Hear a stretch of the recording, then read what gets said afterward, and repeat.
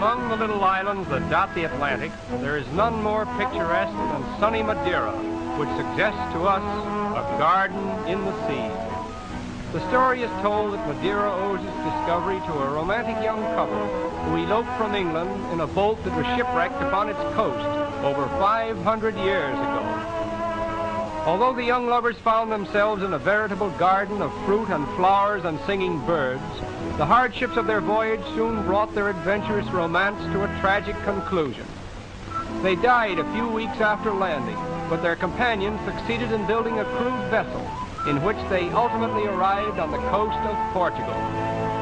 The news of their adventure reached the ears of the Portuguese explorer, Zargo, who set sail immediately with an expedition which claimed the islands on June 1st, 1419, and named them Madeira for the crown of Portugal.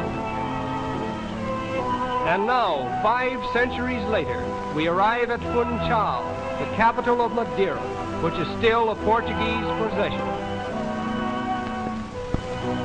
It was here that Christopher Columbus came to claim his bride in 1473, and it was here that Napoleon rested while en route to his exile at St. Helena.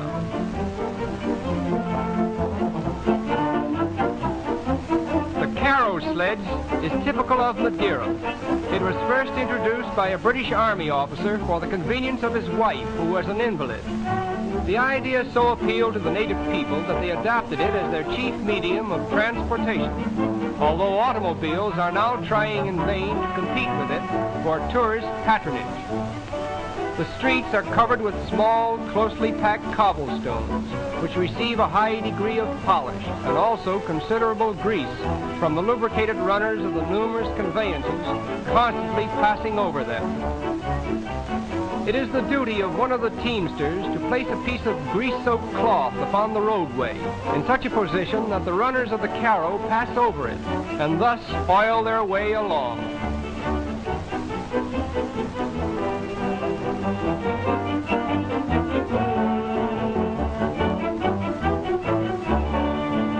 At all seasons in Madeira, flowers bud and bloom, and the air is filled with perfume. The women who throng the wharf on the days when a passenger boat has come in, and who thrust bunches of sweet-smelling flowers into your hands, expecting in return a fraction of a penny, will that morning have made a pilgrimage up into the hills in order to pick them fresh for the business of the day.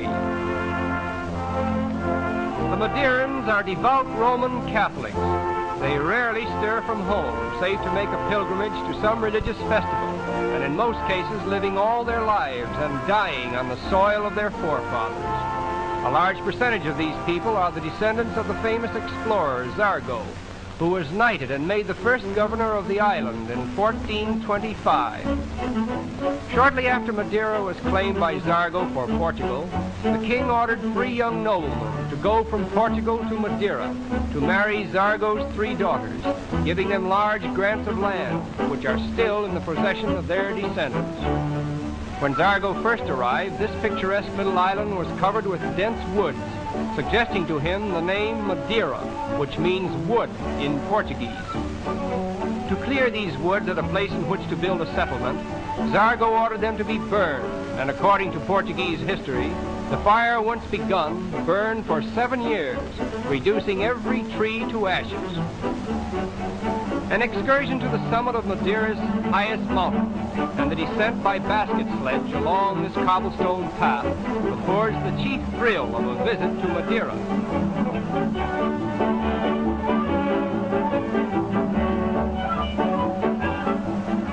After guiding the sledges to the foot of the mountain, the men carry them back to the summit, a distance of at least 2 miles.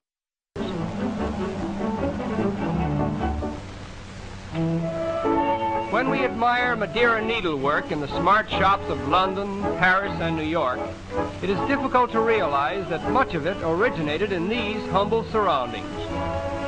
After completing their domestic duties, the women and children sit outside their simple cottages, embroidering exquisite patterns within view of the blue Atlantic and the azure skies beyond. Embroidery, however, was not a native industry as regards its origin, for it was introduced in 1850 by an enterprising Englishwoman, who established a school and taught all that she herself had learned elsewhere. So quickly did her pupils learn the art that it spread rapidly all over the island until it was christened Madeira work, and so it has been known ever since. While the women are thus occupied, the men busy themselves with work that is equally as well known, Madeira wicker work. As a matter of history, the wickerwork trade in Madeira owes its inception to an Englishman who brought out a chair from England and thought that in place of the natives hanging about and doing nothing, they might be taught something useful. This kindly thought developed and ultimately brought great profit to Madeira, for not only have the Madeirans copied the original pattern, but they have added charming and artistic designs of their own. Thus is history made. The completed embroidery and wickerwork, which is not shipped abroad, is offered for sale at the little shops of Funchal. The average tourist ship that anchors in Funchal harbor usually sails away with a generous supply of wicker chairs, tables, and embroideries. And it is chiefly upon this trade that the Madeirans depend for our livelihood. Apparently, England has had greater influence over Madeira than has had Portugal itself, for practically all of Madeira's important industries have been introduced and supported by British imagination and enterprise. Even the famous Madeira wine owes its perfection to the efforts of a young Englishman named Hinton, who back in the 18th century employed skilled winemakers from the grape-growing provinces of France and the German Rhineland to instruct the natives in the art of making wine.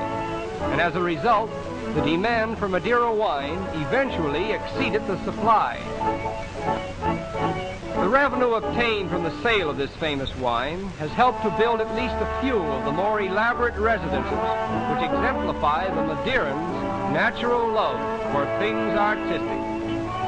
And it is here, in this lovely setting, that we say farewell to sunny Madeira, that little garden in the sea, where the songs of birds and the perfume of flowers and the simple life of a kindly people, together with glorious vistas of land and sea, all blend into the cherished memories of a perfect day. And it is with these impressions that we sail from Madeira over cloud-laden seas to other lands and to other peoples.